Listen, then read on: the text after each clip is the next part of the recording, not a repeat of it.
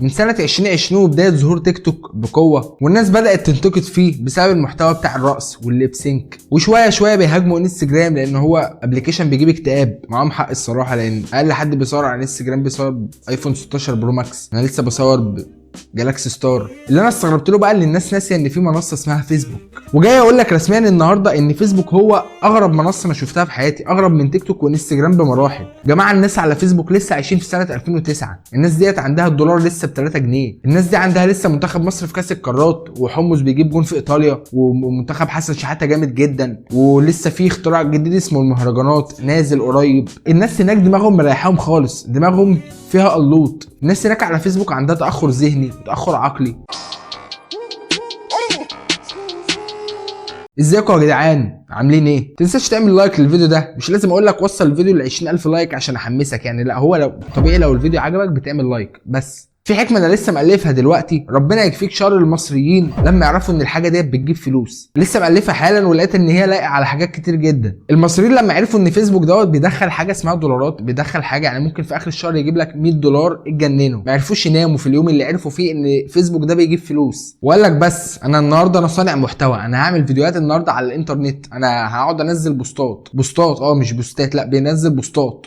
فركزت معاهم اخر اسبوع دوت، لقيت ان في ناس عايشه في ثقب اسود هناك، في عايشين في القلوط ذات نفسه. والناس دي ما اكتفتش لحد كده، الناس دي خدت القلوط حطته في دماغهم، فشالوا المخ بتاعهم، شالوا دماغهم وحطوا مكانه قلوط. انا اسف بجد ان انا عمال اقول لك قلوط، بس انت لما تتفرج وتكمل معايا الفيديو هتفهم يعني ايه ان الناس ديت بجد شالت عقلها وحاطه مكانها قلوط. اول حد معانا الراجل دوت اسمه محمد شهاب.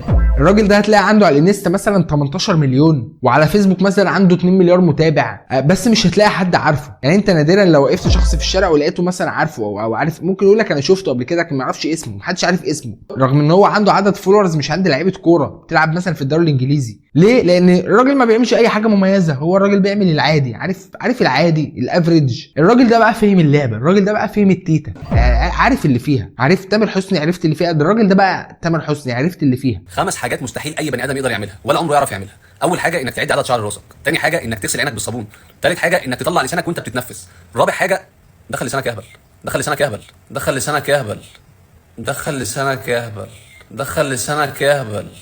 حرام يا دنيا مش كده، ده كتير عليا كل ده.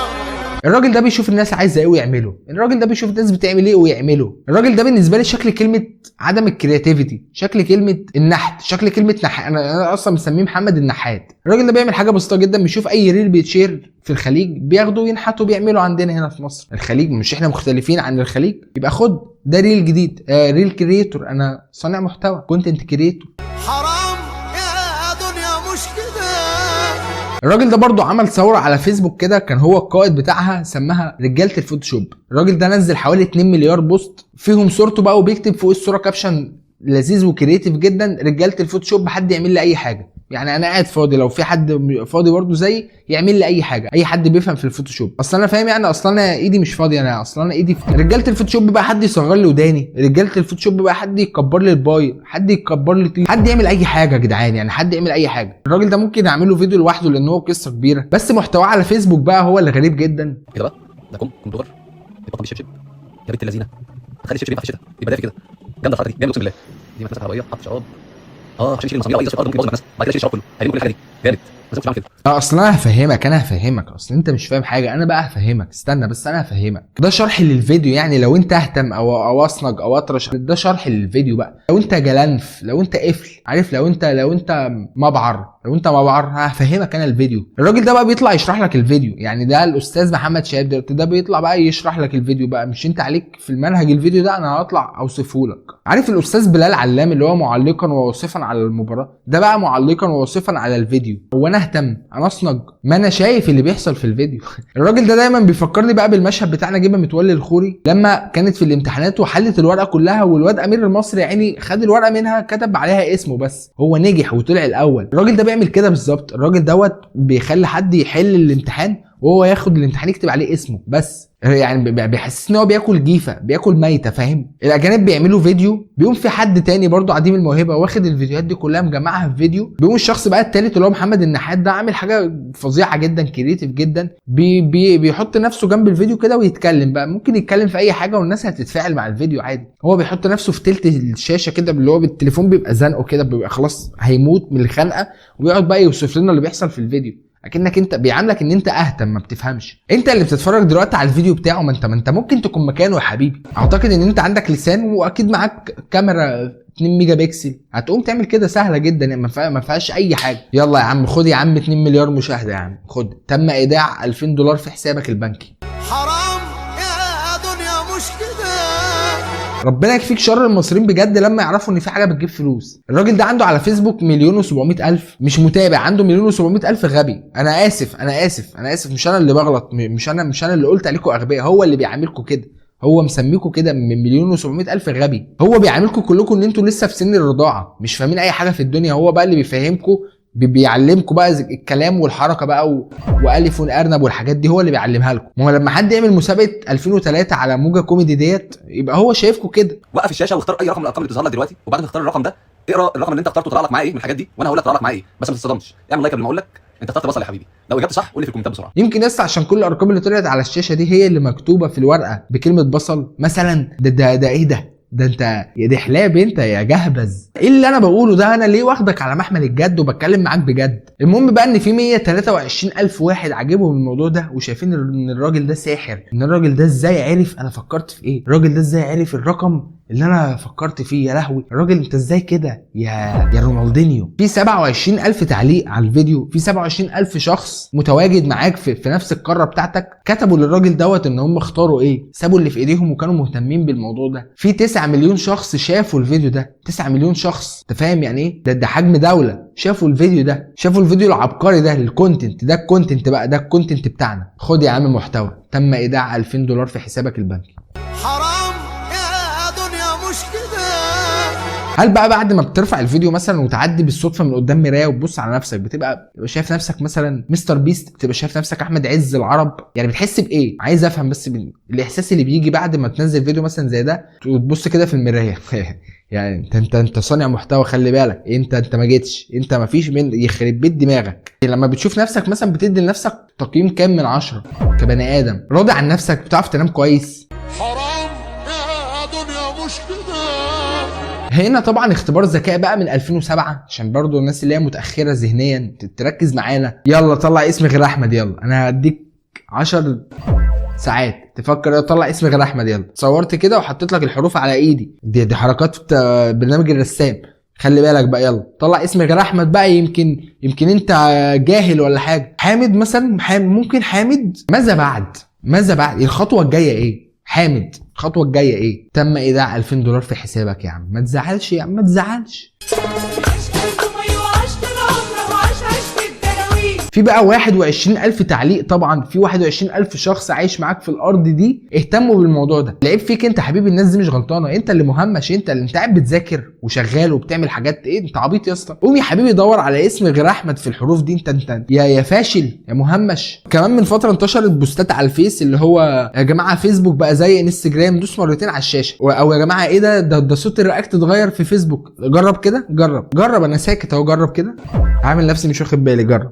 والبوستات بقى والحاجات دي بتوريك احنا ليه رقم 309 من اصل 195 دوله في مستوى الاي كيو التعليم والحاجات دي. ما هو مستوى الاي كيو بتاع الناس نزل من الحاجات دي. ما البوستات دي غبيه جدا، والبوستات دي بتلاقي عليها مثلا 1,000,000 لايك، فطبيعي ان ال1,000,000 دول نزلوا تحت خط الاستواء. محمد النحات بقى فهم اللعبه دي، فهم بقى فهم الدنيا بقى بيقول لك بقى صوت الهاها اتغير. ايش انت ايه؟ انت سايب الموضوع ده كده معدي ورايح شغلك ولا نازل الجامعه يا مغفل انت يا مهمش؟ بقول لك صوت الها هيتغير، جرب كده، جرب، انا مش باصص، جرب. ما تجرب يا اخي، هو انت عندك حاجه تخسرها؟ ما تجرب يا اسطى. ايه يا عم مارك الكلام ده يا عم؟ يعني بقول لي مارك يا عم كده اللي هو يعني احنا اصحاب وكده، في حاجه مشتركه بيننا بتاع، احنا الاثنين عندنا اكونت على فيسبوك. في 103,000 شخص عايشين معاك في نفس الارض. برضه انا هقعد اكرر لك الجمله دي عشان تستوعب معايا بس. في 103,000 شخص عايشين معاك جربوا الموضوع ده، دخلوا جربوا صوت الها بقى عند محمد النحات، اتغير ولا ايه الدنيا بقى؟ عشان احنا متاخرين ذهنيا. الراجل ده بيموتني ضحك بجد، الراجل ده بجد ازاي كده بجد؟ هعمل لك فولو بجد، عجبني يا عم. تم ايداع $2000 في حسابك البنكي.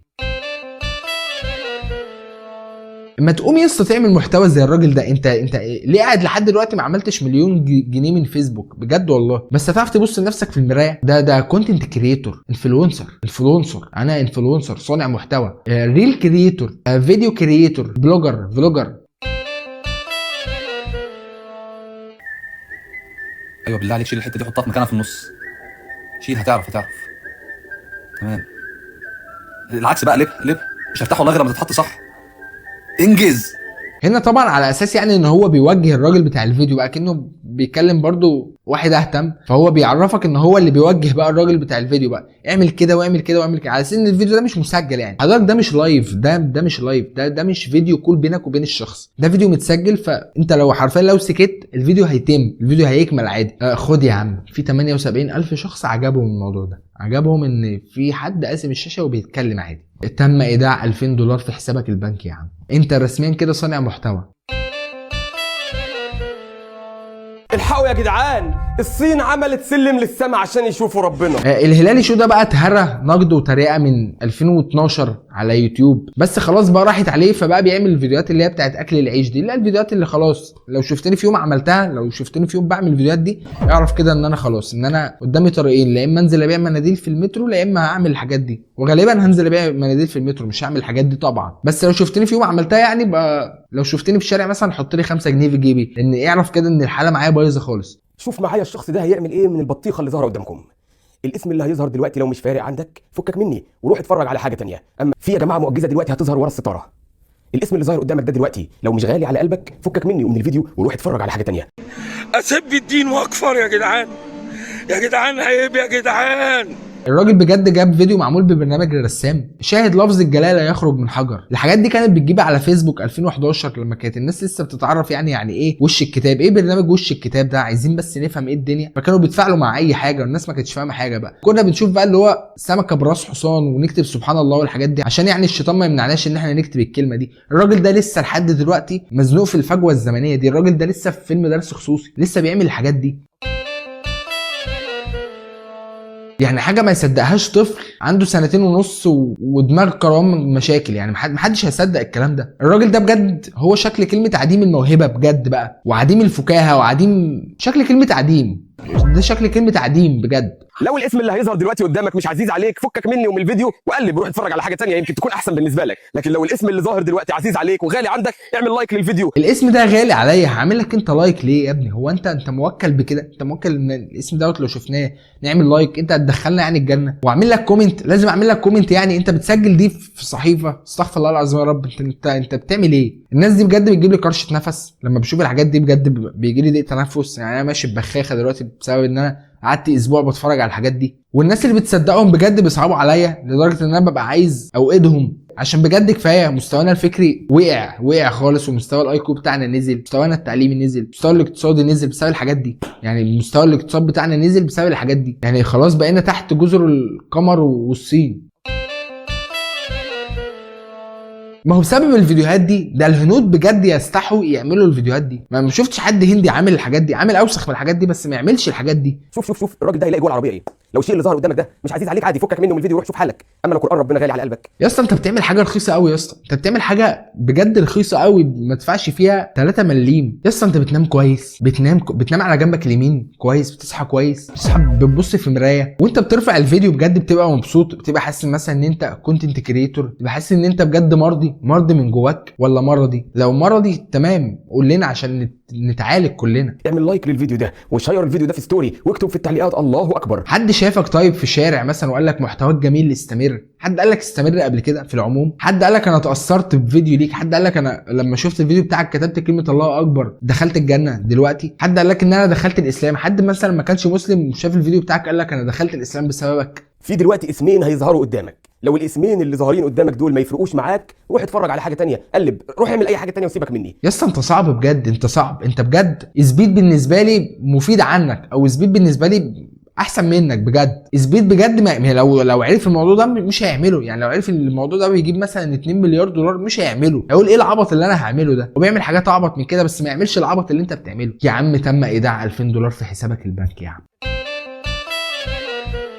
يا جماعه في مليون شخص، مليون شخص، عارف يعني ايه مليون شخص عايش معاك في نفس الارض الطاهره دي، مصدق الكلام ده، خد بكلام الراجل ده بجد، خده على محمل الجد او خده على محمل. وفي مليون شخص بيعملوا اللي هو بيقوله. انا مش عارف اضحك ولا يعني هاخد الموضوع بجد ولا اخده بهزار ولا اعمل ايه. اما لو قران ربنا غالي على قلبك، اعمل لايك للفيديو واكتب في التعليقات الله اكبر وشير الفيديو في ستوري. ولو حابب تتفرج على يا اسطى اندج وما تخشش على الفيديو في اول تعليق، لان الفيديو ده لينك اعلانات. هو حاطط لك فيديو عادي هناك، مش هتلاقي فيه اي حاجه، بس ده لينك هيجي له منه فلوس. انت مغفل، انت اللي بتعمل كده، انت مغفل. انا بشتمك، انت مغفل يا غبي يا جلنف يا جالوس الطين. اشتمك بكل اللهجات اللي في الدنيا. افهم يا غبي، ما تعملش لايك على الفيديو بتاعه يا اسطى، ما تكتبلوش كومنت يا اسطى. مفيش كلمه الله طلعت من الحجر، وكلمه الله لو طلعت من الحجر ما تكتبش عنده هو يا اسطى كومنت. نيجي بقى للاثنين الكرييتيف اللي بعديهم، الصياد وساسو. يا جماعه دول بقى واصلين لدرجه صعبه جدا، لدرجه ان هم قبل كده الواد دوت عمل فرح وعزم واحده وقال لها انت هتعملي ان انت مراتي الثانيه في الفرح دوت، وصوروا الكلام ده ونزلوه. فهم واصلين لحته اصعب من الهلال شو محمد النحات. عمر حد قبل كده خيرك بين ربنا وعربيه او بصوره عربيه؟ عمر حد قبل كده خيرك بين ربنا واي حاجه؟ انت شايف الكلام اللي انا بقوله صعب ازاي؟ ان حد يخرجك بين ربنا وحاجه. الصياد وساسو بقى بيعملوا كده عادي. هتختار الله ولا هتختار العربيه دي؟ العربيه طبعا. هقول لك تاني، هتختار الله ولا هتختار العربيه دي؟ يا بنت العربيه حلوه وجميله، اختار العربيه طبعا.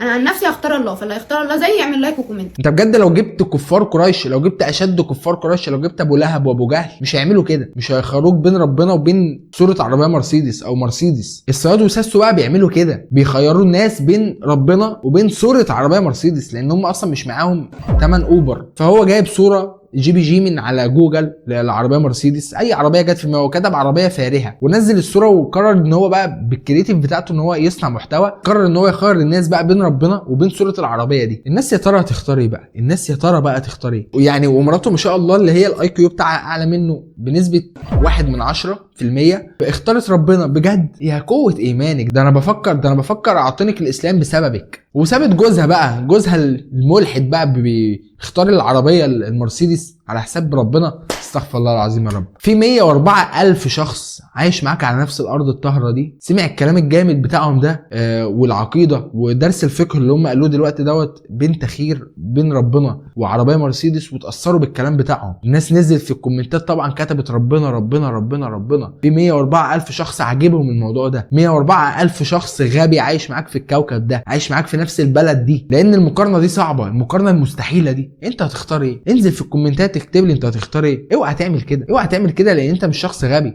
لو انت بتتفرج عليا يبقى انت مش شخص غبي. هتختار الله ولا الذهب؟ الذهب. اقول لك تاني، هتختار الله ولا الذهب؟ الذهب بقول لك. انا عن نفسي هختار الله، فاللي هيختار الله زي يعمل كل حاجه، واللي هيختار الذهب ما يعملش اي حاجه. عايز اسالكم سؤال، انتوا بعد ما قفلتوا الفيديو الملهم بتاعكم ده، الفيديو اللي خلى نص الشعب الباكستاني اعتنق الاسلام، يعني بعد ما صورتوا وقفلتوا الرينج لايت والتليفون، بصيتوا في عين بعض، عينيكم جت في عين بعض، يعني حسيتوا ان انتوا مبسوطين، اخدتوا بعض على محمل الجد، راضيين يعني راضيين عن ال $500 اللي جولكم بسبب الفيديو ده؟ صناع محتوى وكده، انفلونسرز وبتاع، بعمل فيديوهات والكلام ده. هتختار الله ولا الذهب؟ الذهب. ده بقى الزوج شايفه يا خايبه، يا خايبه يا مايله. الراجل بيفضل صوره الذهب على ربنا. يا خايبه، وانت مبسوطه قوي ما شاء الله متجوزه ابو لهب، ما شاء الله عليكي، متجوزه شريف جابر، الراجل الحد عشان يعمل فيديو، متجوزه ابو جهل العربي انت، ما شاء الله عليكي. يا ابني بطل عبط، يا ابني بطل عبط، وقوم صلي الفروض اللي فايتاك يا ابني، وامسح صور الذهب والمرسيدس انت منزلها دي يا حبيبي. بطل تشاور فوق كده اكنك بتكلم اطفال في سن الرضاعه. بطل عبط يا حبيبي، مفيش حاجه فوقيك، بطل عبط. في 42,000 غبي سمعوا الكلام دوت وعجبهم ويتفاعلوا معاه. 42,000 مغفل غبي جلنفات، 42,000 جلنف. في بعد كده بقى معانا شخص اسمه حسام علي، عنده على فيسبوك 1,800,000. انا والله اول مره اشوفه في حياتي. ده بقى عامل ميكس محتوى فيسبوك بقى، بتاع الدسوقي، بتاع يوسف جو، بتاع محمد النحات، عمل كل الناس دي وضربهم في الخلاط وطلع حسام علي. اقلب عشان انا عارف ان الاسم اللي هيظهر ده مش عزيز على قلبك، علشان لو هو عزيز على قلبك هتستنى في الفيديو ده وهتعمل لايك وتشير الفيديو لكل اصحابك يا اسطى هو الاسم عزيز عليا وعزيز علينا كلنا وعزيز على كل الناس، والاسم افضل مني ومنك بمراحل. ما تحطش نفسك في مقارنه وما تخرش الناس بالاسم ده. بس انا هقلب الفيديو يا اسطى، الفيديو هنقلب الفيديو يا سعيد. لو الاسم اللي ظهر على قرط الولد ده مش عزيز على قلبك اكتب الله اكبر في الكومنتات واعمل لايك. طب ما اقول باقي الاذكار عندك يا اسطى، اما اقول باقي الاذكار حضرتك قاعد برضو بصحيفه بتكتب احنا بنقول ايه، اخلص بقى الصلاه واقعد اقول اذكار الصباح والمساء عندك في الفيديو بتاعك اكتبهم لك في الكومنتات، يمكن حضرتك مثلا بتتغذى على الكومنتات. لو الاسم اللي قدامك ده مش عزيز عليك، انا عايزك تقلب الفيديو ده عادي او تقلب الفيديو ده عادي، بس لو الاسم ده عزيز على قلوبكم هتكتب في الكومنتات الله اكبر وتقول سبحان الله في الكومنتات انضج يا اسطى، انت بتكتب غلط يا اسطى، انت بتكتب، سيبك من الفيديوهات ديت يا اسطى وروح اتعلم كتابه، انت بتكتب غلط، انت بتكتب الله اكبر غلط. الله اكبر بتتكتب يا اسطى من غير واو، مفيش حرف عطف بين الله واكبر، هي بتتقال الله اكبر، مفيش حاجه اسمها الله واكبر. يعني ايه؟ سالت نفسك يعني ايه؟ ما انت عشان مش فاضي، انت قاعد بتعمل فيديوهات بتاعت السمكه والعين السحريه والحاجات دي، انت مبسوط؟ تم ايداع 2000 دولار في حسابك البنكي يا عم. يلا ابسط يا عم، بتبص في مرايه انت مبسوط، بتبص في مرايه راضي، تستحمى مثلا كده وتقوم باصص في مرايه ايه الواد القمر الكرييتيف ده انا صانع محتوى، وتدوس على اللايك. بحبكم. خد بوسه يا عم، خد بوسه، اداك بوسه كده عشان انت عملت الكلام اللي هو قاله ده. ما انت مصدر رزق، اكل عيش اكل عيش. انا بعرق يا صاحبي، انا بتعب في الفكره، بجيب فكره من جروب الملحدين. ايه اللي انت بتعمله ده؟ هنا اتخضوا طبعا لما القران اشتغل، لانهم اول مره يسمعوا القران. ايه ده يا جدعان؟ مش هشغل طبعا القران عشان الكوبي رايت، والناس اللي بتعمل على القران كوبي رايت يا جدعان انتوا مجانين يا جدعان، ولا انتوا برضو بتتاجروا زيهم؟ بس ما شاء الله طبعا الاثنين هنا كاتبين على قورتهم الله بقلم في الماستر. ما اعرفش جايبين الفكره من، اعتقد من المسيح الدجال، مفيش حد عملها قبل كده غيره يعني، ثم غيروا كلمه كافر وكتبوا الله. هايل يا شباب، بس ممكن تغيروا الفكره عادي، ايمان وكده تقوى والكلام ده. قوم يا اسطى، طيب قوم يا اسطى وقعد الراجل الكبير يا اسطى، قوم قعد الراجل الكبير اللي انت مفرده معاك من الصبح وكاتب على قورته الله، وفهمهم بقى ان انت هتدي له 180 جنيه بعد الفيديو. يا حاج هو ضحك عليك، هو ضحك عليك. الفيديو مثلا ده جايب له حوالي 1000 دولار، هو ضحك عليك، الرضاك ب 180 جنيه. انا عايز اقول لك الراجل ده بيضحك عليك. قوم يا اسطى، قوم يا اسطى شوف لنا فيديو سمكه يا اسطى مكتوب عليها الله، ولا ثعلب براس كلبه، ولا قوم يا اسطى اعمل اي حاجه. اصلا الراجل يا جماعه بسنا في نص الايه، الراجل ده كان الايه شغاله والله بجد، كانت الايه شغاله عندنا يعني، بعت لنا بوسه كده في نص الايه، ما اعرفش عشان بنسمع قران يعني ولا لا. ده دليل يقول لك ان هو اصلا الفيديو بتاعه هو بيصوره وهو ما كانش مشغل اي حاجه، هو قال للراجل احنا هنيجي نقف 10 ثواني بالظبط ونتحرك، في الاخر حط الايه، فالايه طلعت معاه 15 ثانيه مثلا، فقال لك خد فيديو صانع محتوى وكده. تم ايداع 2000 دولار في حسابك البنكي يا عم.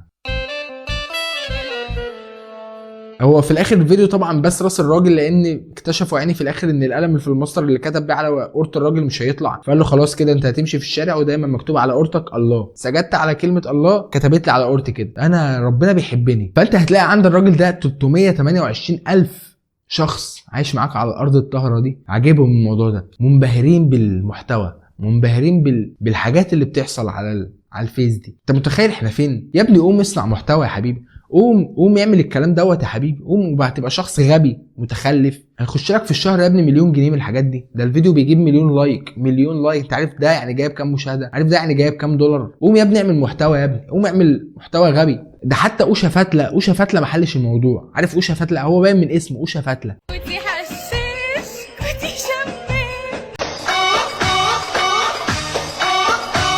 اوشا فتله ما حلش الموضوع، اكتشف ان القدوه يوسف جو والقدوه الدسوقي بيعملوا الحاجات دي، فقال لك انا اعملها انا كمان يا عم، ما انا اعملها يا عم. الناس دي مش بتستغل الدين وبتتاجر بيه، انا هقوم اعمل لي فيديو استغلال انا كمان. سرق طبعا فكره من العبقري يوسف جو وعملها. بتعيط ليه يا اوشا؟ انا طبعا مش هشغل الفيديو لان برضو القران عليه كوبي رايت. بتعيط ليه يا اوشا؟ بتعيط ليه يا اوشا؟ انت مفيش حاجه شغاله عندك في الفيديو اصلا يا اوشا، وحاطط قطره عشان تطلع مدمع في الفيديو. ادفع 2000 جنيه يا اوشا ان انت متاثر اصلا ولا في حاجه انت سامعها؟ انت اصلا مشغل في الاوضه عندك مهرجان الاسلام كابونجا وكنت لسه بترقص وعامل عليه فيديو ليب سينك. بتعيط ليه يا اوشا؟ ابراهيم ديسكو يا جدعان عايز ابطل فيديوهات عشان الفيو بتاعه ما بيجيبش قوي. ادفع 2000 جنيه ان قلت لي 3 ارقام من اركان الاسلام يا اوشا. قول لي ركنين بس يا اوشا، قول لي ركنين بلاش 3 عشان دي صعبه عليك يا عم. تم ايداع 2000 دولار في حسابك البنكي يا عم اوشا يا عم. اصل في مليون شخص، في مليون واحد عايش معاك على الارض الطاهره دي، عاجبهم الفيديو بتاع اوشا ده، منبهرين بيه واتاثروا ببكاء الشيخ اوشا فتله، اتاثروا جدا بالبكاء بتاعه وقرروا ان هم يخشوا الاسلام تاني. يعني هم كانوا في الاسلام، قرروا ان هم يخشوا الاسلام تاني، وفي نصهم طلع عمره والنص الباقي طلع حج. خد يا عم محتوى، خد فلوس يا عم، خد فلوس، خد لايكات، خد كومنتات، خد شهره، خد صيت، الصيت ولا الغنى؟ خد فلوس يا عم نازله في حسابك اخر الشهر، خد فولورز وامشي في الشارع قول انا مشهور وعندي متابعين، وقول لهم انا صانع محتوى، انا بعمل فيديوهات على السوشيال ميديا وعندي ناس بتتابعني والناس بتحبني وفيديوهاتي بتجيب ارقام وعندي فيديو جايب 2 مليون لايك، وعلم الاطفال يعملوا كده، وقعد الاطفال من التعليم وخليهم يعملوا الفيديوهات دي، وخلي الناس الجهله جهله اكتر، وخليهم مخدوعين وفاكرين ان انتوا اللي بتعملوه دوت حاجه، وفاكرين ان انتوا بتنشروا الدين، وخلي الناس اللي لسه مكتشفه يعني ايه فيسبوك اصلا ولسه عاملين عليه حساب مش اكونت، عاملين حساب عليه، يتفاعلوا مع الفيديوهات بتاعتك ويتفاعلوا مع الصور اللي انت بتنزلها ويتفاعلوا مع صوره السمكه ام راس كروان مشاكل، ويكتبوا لك سبحان الله في الكومنتات 100 مره، لان هم فاكرين كده ان هم بيعملوا حاجه تدخلهم الجنه. اهم حاجه انت مبسوط، انت مبسوط، انت اللي عملت كده، انت راضي مبسوط عن نفسك، بتنام كويس مرتاح، بابا وماما في البيت مبسوطين بيك وبيقولوا الواد صانع المحتوى راح وجه. انت متخيل لو مشاهدات تيك توك بقت في مصر بفلوس؟ انت متخيل اللي هيحصل؟ جرب كده فكر فيها 5 ثواني، ولا بلاش ما تفكرش لان الموضوع مرعب. ده الجزء الاول من محتوى فيسبوك، لان الفيديو كان هيكبر مني اكتر من كده بكتير جدا، لان لسه في ناس كتير جدا ما اتكلمتش عليها. عندنا اخونا الدسوقي بيعمل نفس الحاجات ديت وجاي الفيديو بتاعه جاي، عندنا اخونا يوسف جو، عندنا اخونا محمد سعيد، عندنا بوستات زمزم ولا خمره، تشرب زمزم ولا خمره، تنقذ امك ولا حبيبتك، صاحبتك ولا حبيبتك، صاحبتك ولا امك، صاحبتك ولا ابوك، تضرب ابوك ولا تحب ابوك. كل الحاجات دي ناس بتعملها عايشه معاك في الكوكب، عايشه معاك في نفس البلد. فلسه لينا جزء تاني من الفيديو دوت، وممكن يكون في جزء تالت كمان. ما تنساش تعمل لايك للفيديو دوت وتكتب لي تحت في الكومنتات الله اكبر بس من غير الواو، عشان ما تبقاش جاهل، عشان ما تبقاش غبي، عشان ما تبقاش مغفل، عشان ما تبقاش جلنف، عشان ما تبقاش قفل. سلام يا جدعان، سلام.